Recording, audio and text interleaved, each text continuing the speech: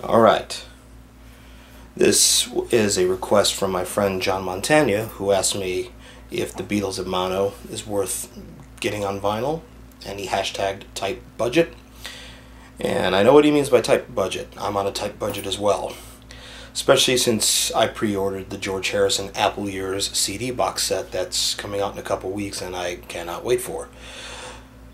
But the Beatles in mono on vinyl, the new vinyl masters that have just come out on vinyl, of course. I'm doing this unedited. I have my timer set for 8 minutes, so I don't go above that.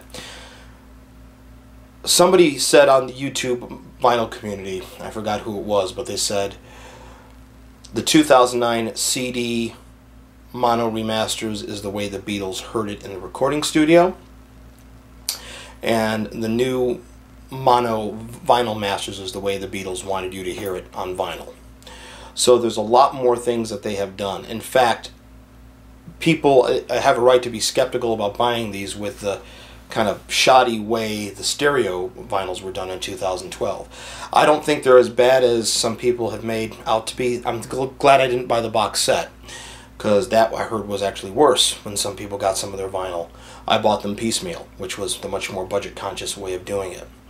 And some were better than others. Some had some were not. Some were just not exciting. But the fact that they went with the digital masters as opposed to going back to the analog masters, it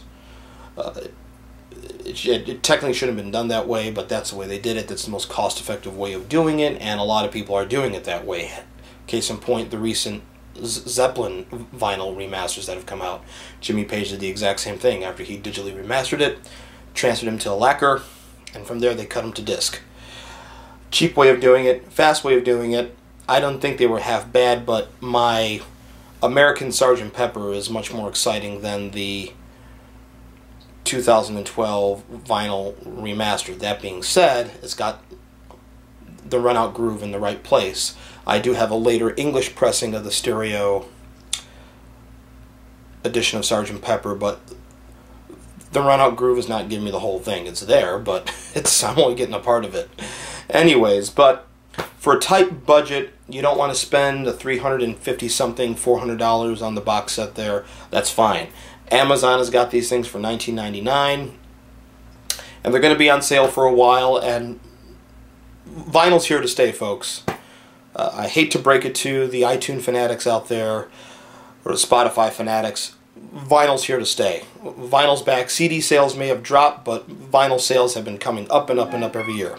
Now, I got the White Album, and stamped, and I got Rubber Soul. Got them in my protective slip cases right now. I got Sgt. Pepper, and I got Revolver, which is out of my protective case. The attention to detail here that was just not there in the packaging on the stereos is just amazing. Look, this is the way the English vinyl was, with the top cover flapped over the back.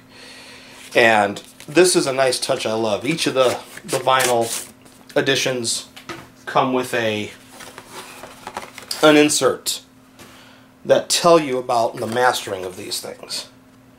Where are we at here? The mastering notes. You're seeing the back here of the back cover of that, but that's okay. So they sound amazing on vinyl. Now, it's a toss-up. The 2009 CD remasters, mono remasters, sound great too, but these sound good for the vinyl. I don't have any English vinyl yet, because every time I look to buy English vinyl, it's out of the price range I want to spend out here in America. Somebody I know is going to England in Christmas, so hope he scores big time there with some English vinyl, and I can't wait to see it. But these are really good. They're getting rave reviews so far. The reviews are much more amazing than what we're gotten on the stereos. So yes, do pick these up. If you're the budget conscious person like myself, you have a wife and 2 kids, and you have to quote a president that we used to have, to quote a former president, if you have to put food on your family, this is the way to go. And buying them piecemeal, 2, 3 at a time. And if you have a local store and they have them on sale and you have some store credit at the local store, using some of that store credit. So this is a fast one, and I probably hadn't touched on in depth the way they sound, but again, they really sound amazing. If you have the stereos on vinyl, you won't be disappointed in this the way you may have been disappointed in the stereos on vinyl. You definitely won't be disappointed in this. And if you check out some of the vinyl communities on Facebook, a lot of them are praising these as well. So they are worth it to get. I'm repeating myself here. Can't afford that big box set. Buy them in pieces, 2 or 3 at a time.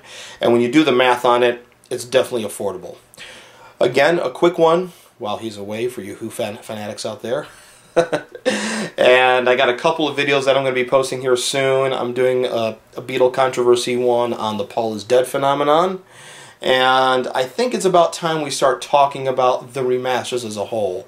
What happened since Neil Aspinall passed, rest in peace, but bless his cotton socks, he was not handling these the way they should. And when Jeff Jones took over. Because since Jeff Jones took over, we've gotten the 2009 stereo and mono CD remasters. We've gotten Magical Mystery Tour on Blu-ray with bonus stuff. We've gotten the vinyls. So he's really doing a job getting the stuff out there. Could Let It Be on Blu-ray be next? One can only hope, and I hope. I've been waiting. But until that time, I'll see you on the next video I do. And please subscribe, and thank you for watching. And I'm going to turn off the camera now.